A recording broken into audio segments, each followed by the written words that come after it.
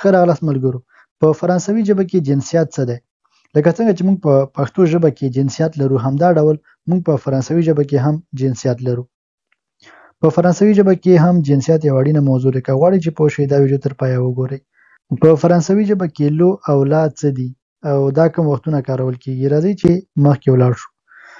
لکه څنګه چې تاسو پوهیږئ په فرانسوي ژبه کې هر یو نوم یا اسم چې دی یا مسکولن وي یا فیمینا، یعنی یا مذکر وي یا مؤنث چې ښځینه او نارینه هم ورته ویلی شو، او د دې لپاره لو او لا کارول کیږي. د مذکر نومونو لپاره لو مسکوله، د نارینه‌و لپاره لو کارول کیږي. او تاسو ګوره فکر وي ما دواړه په مختلف رنګونو درته لیکلي چې تر څو تاسو ښه توپیر وکړلی شئ ورسره. د مؤنث لپاره چې ښځینه دی لا کارول کیږي، فیمینا چې دی ما ښځینه ته ویلی کیږي. نو راځئ چې مخکې ولاړ شو. مثالونه: لو لیور چې دی کتاب ته ویلی کیږي چې مذکر دی، او لا تابل چې دی مؤنث دی میز ته ویلی کیږي.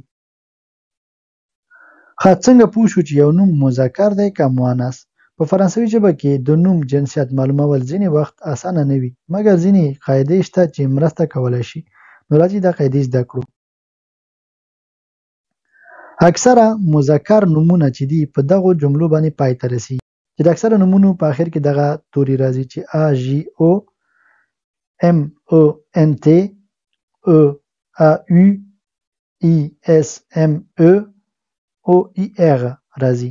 لکه د مثال په ډول لو کوراژ چې دی زړورتیا ته ویلی کیږي. لو باتیمون چې دی ودانۍ ته ویلی کیږي. لو بیرو چې دی دفتر ته ویلی کیږي. اکثره نومونه چې فیمینن وي یعنی مؤنث ښځینه وي، د هغوی د جملو یا د هغو نومونو په پای کې دغه توري راځي چې ت ای او ان اس ای او ان ت ای او ت ت او یو ار او. د مثال په ډول لا ناسیون چې د ملت ته ویلی کیږي. لا دیسیزیون چې د پریکړې ته ویلی کیږي. لا لیبرټې چې د ازادۍ ته ویلی کیږي. استثناوې شته دي، ځینې نومونه قاعدې نه تعقیبوي، نو تل ښه ده چې نومونو جنسیت حفظ کړو.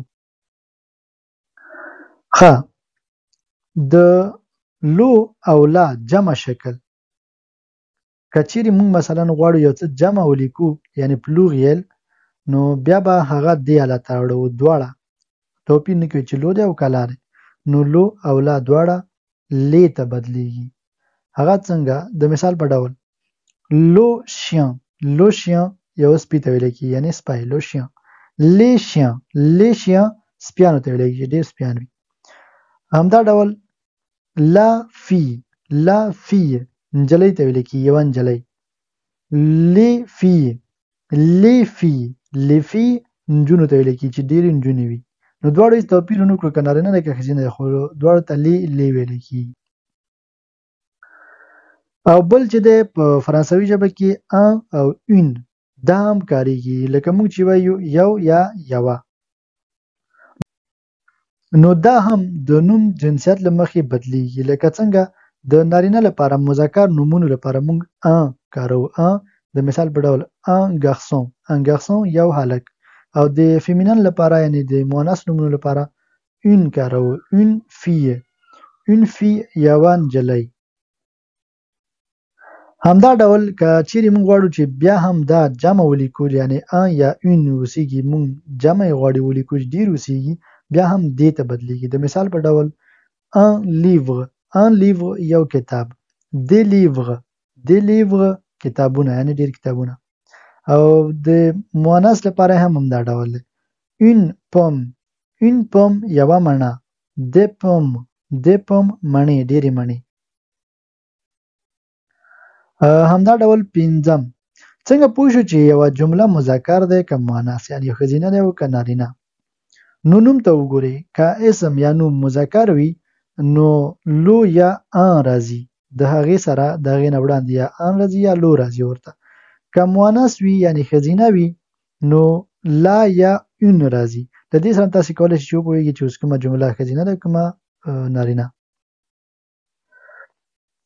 ځینې وختونه صفت ته وګورئ که یو صفت مذکر وي نو د هغه مؤنث بڼه به په او باندې پای ته رسیږي. لکه د مثال په ډول un petit garçon، un petit garçon یو کوچنی هلک، une petite fille یوه کوچنۍ نجلۍ. ګورئ petit petite ولې دلته توپیر کوي؟ ځکه چې دلته او نشته، دلته او اضافه شوي د ښځینه لپاره صفت ده چې تغییر یې کړی دی. همدا ډول زموږ جمله معلومیږي دا اوس ښځینه دی. فعل ته وګورئ. ځینې فعلونه او ضمیرونه جنسیت ته تغییر ورکوي. د مثال په ډول il est content، il est content مذکر دی یعنی هغه خوشحال دی، یو هلک دی هغه خوشحال دی. elle est contente، elle est contente، elle est contente هغه خوشحاله ده یعنی هغه میرمن مؤنث لپاره. دلته ګورئ او ورته اضافه شوي، دلته او نشته، دا ت نه تلفظ کیږي، دلته دا ت تلفظ کیږي. او لکه د مثال په ډول تاسو کولای شئ چې دا ډول هم ولیکئ. لو garçon، لو garçon هلک ته ویل کیږي. les garçons، les garçons هلکانو ته ویل کیږي. la femme، la femme چې د ښځه یوې ښځې ته ویل کیږي. او les femmes، les femmes ښځې یعنی ډېرې ښځو ته ویل کیږي.